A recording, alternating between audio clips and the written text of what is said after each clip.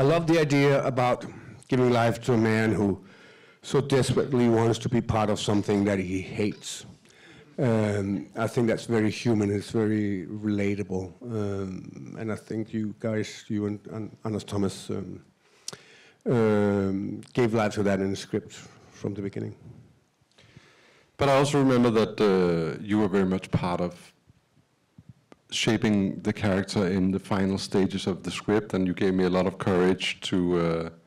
I mean, he's not exactly a likable character, you know, and Mads was very much part of giving me the courage to make a film about... all my other films up until this moment has been a little bit more black and white in terms of heroes and villains and, you know, characters who just want to do good or who just want to do bad. There's certainly some pretty bad characters in this one as well. But you really, you were very sort of adamant in a great way that we had to create a character who, because my idea was, this is a man who's so pure ambition that he can't see the life around him really, and you were very sort of had very strong opinions in let's really try to do it, and let's not try to immediately show, oh, he's also a good guy, and he, you know, he also saves people, and you know, it was very interesting to work on a character like that. You take the whole story under your wing alongside me, which was a really good thing, and you did that on Royal Affair as well. Yeah, yeah. Well, I do read the story first and then the character later. And if there's nothing to say about my character, I will jump right on board to some of the other characters and say, why don't we go like that? Yeah, exactly. Because that's going to emphasize exactly what you want to do, right? Yeah. So I'm a tiny writer who's not a writer. We are in Hollywood, and I feel like this is a little bit of throwback to old Hollywood Western and epic filmmaking. So I was wondering if, for both of you, there were any inspirations that you looked to while you were working on the project. I was certainly looking towards the David Lean films of yore. I've always been a huge David Lean fan. You know, Lawrence of Arabia is one of my maybe top 3 films. I can just watch it again and again and again, and I love that movie, and I love his way of sort of making these huge epics, but also quite complex characters and quite intimate, you know, storytelling. I think, you know, the way that Peter O'Toole portrays Lawrence, and Lawrence is so ahead of its time, but it's still a very epic adventure movie in a way. So I think that was those were some of the films I really looked to for this one. Also visually, of course, we have like a thousands of the budget of what they had or he had, but we sort of I tried to get that feeling of that epic film. I can't add to that because I'm not the filmmaker, I'm just the actor. But I can say honestly, because I don't get this question. I'm going to pose a question in a second. But this question I never get here, but I always get it in Europe.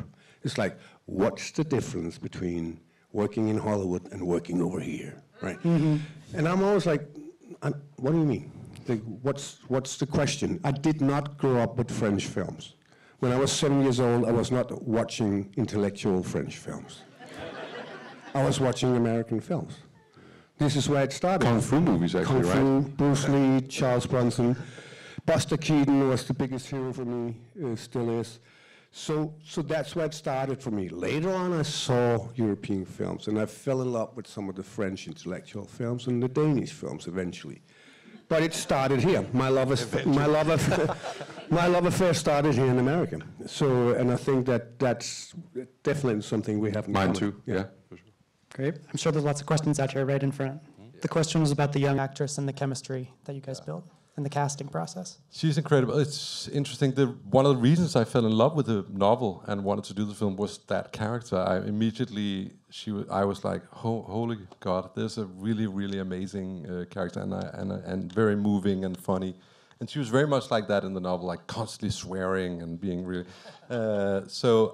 The interesting thing is we cast over 100 Danish girls. We couldn't find somebody who had that spirit. And so in Sweden, we found there was a caster there who said, I might have this, you know, very young. She's never done anything, but I think she fits this role very well.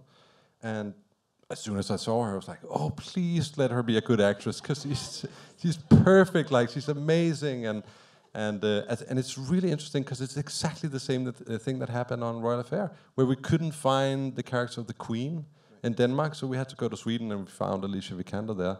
So it was kind of the same story, and I felt that was kind of like a good luck charm for this film, that we had to kind of do the same for this one. One of the big sort of cast members, we went to Sweden. Yeah, and she was so fun to work with. She's exactly like she is in the film, like, and even more sort of like energetic, probably. Yeah. Yeah, it's interesting because normally when you ask actors, like, and they will answer like the worst thing you can ever do is work with children and animals, right? I completely disagree. I think that it's because there's such an honesty, especially if they're not trained. She's not trained at all. There's such an honesty, and that makes us actors who are overthinking stuff once in a while. If we can focus on her, all of a sudden, for our job is just hang in there, and she will make you better. And she was a perfect example of that. Yeah, I mean, there's some challenges. I have to say this anecdotally. There's some challenges to working with somebody who's not trained. I still remember, like, when we would ask her to, you know, maybe there's a little. She was sometimes low energy, you know. She, kids, you know, she was a little hungry or tired, and she was like, "Can you tell me something about the colonist?" And I was like, "More energy. Can you tell me something about the colonist?" Like, oh, that maybe a little down, and you don't really know. You can't really direct somebody who's like 9 and never had it. You just have to be lucky on the day, you know.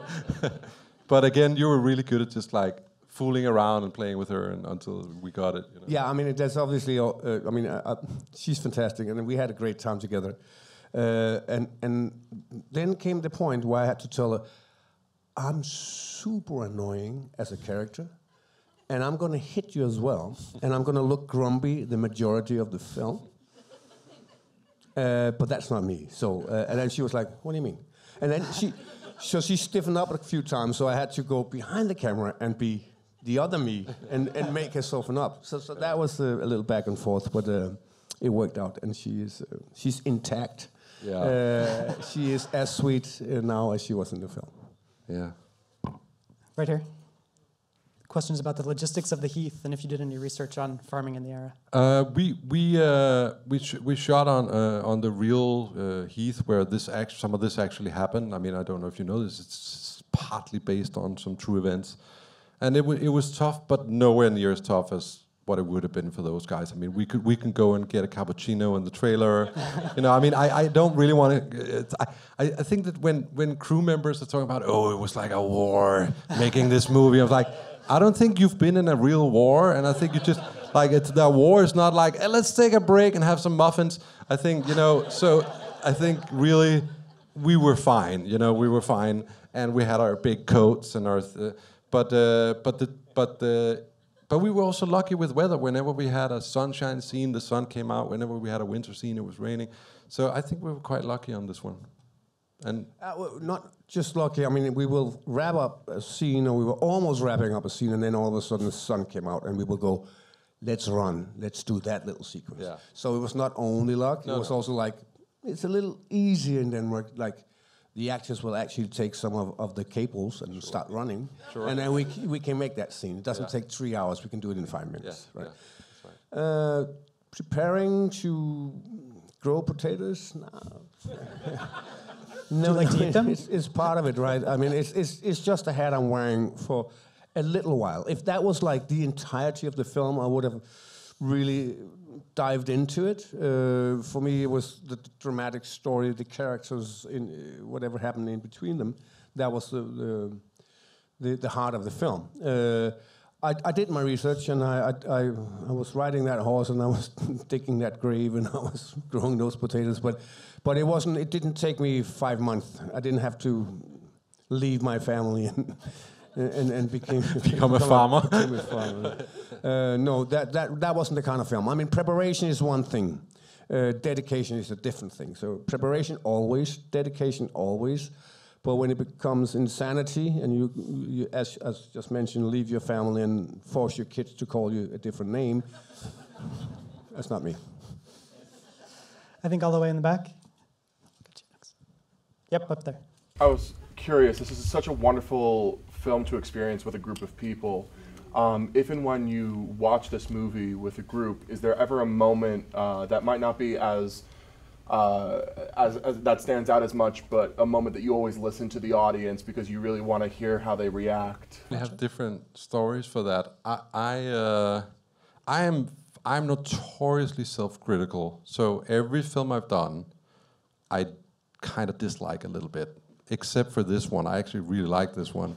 And so this is the first time that I really sort of like, I feel moved by my own film. It's horribly narcissistic, but there's something about it. I've even gotten tears in my eyes. I don't really know why, but there's something about, but there's one moment that's really funny, and that just shows you the difference between American and European audiences. When Anne Barbara kills Schinkel in Denmark, there's complete silence. It's like, oh my God, how could they? And in America, it's like, woo! And so I always enjoy that moment with an American audience, always. I think the question's about who had more influence between the two writers in the scenes, if you could tell. So the question is to me, did I know who wrote what? Yeah. I guessed, and I guessed completely wrong every time, which is very interesting. I've worked with both of them, obviously with Anders Thomas a little more, but I've known Nikolaj now for 10 years. I got it wrong, completely. Some of the funny stuff was him. Some of the more like little edgy stuff was the other one, and some of it was a mix of them. I got it wrong, which is good. Yeah, I remember that. I remember because Anders Thomas, I don't know if you've seen Riders of Justice and some of his stuff. He's an amazing writer. He's so funny. So whenever there was a funny line in the script, Mads was like, oh, Anders Thomas, there you go again. I was like, that was me. I wrote that line. Questions about adapting Anne Barbara? Yeah, and Barbara, oh my God, I could talk for hours about that. Because one of the things that I really loved about the book, which is written by a woman called Ida Jessen, a big female novelist in Denmark, was the character Anne Barbara. And one of the things that we really wanted to do was to take this sort of very archetypical, what's the word? Is that the word? Yeah. Archetypical female character of this kind of period piece, who's always seems to be a little invisible, backgroundy, kind of doing whatever the guy says, and really sort of like turn that completely around and make her into a like crazy avenging angel in the end, and the one who actually saves the day, you know. And Charles I thought Bronson. that was I thought that was really, really interesting. And I worked a lot with Amanda on. We kept saying she has to feel almost a little invisible in the beginning. We intentionally kept her sort of behind because I wanted her to grow and grow and grow until she almost became, and I'm sorry, the main character of the film. And so that was such a great. I feel that it kind of works. You know, I feel that we kind of made that work.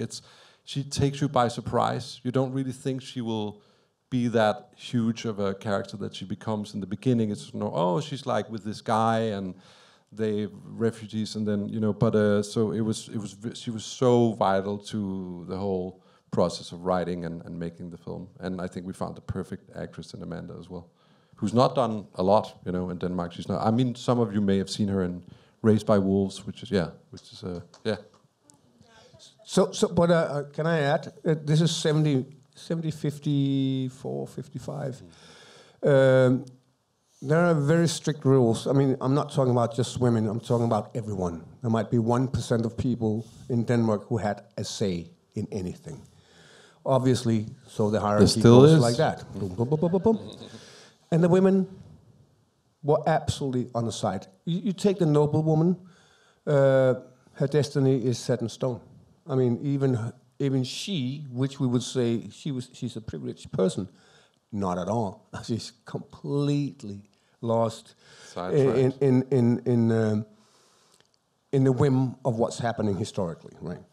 And then we have the little girl. So we have three really strong women in this story, which is interesting because we're not trying to force the 2023 moral into the story. But these guys, all three of them, are very strong characters within their own rights in the period. They're not trying to be 2023. They are strong in the period. And that's what I also found very fascinating, reading the story.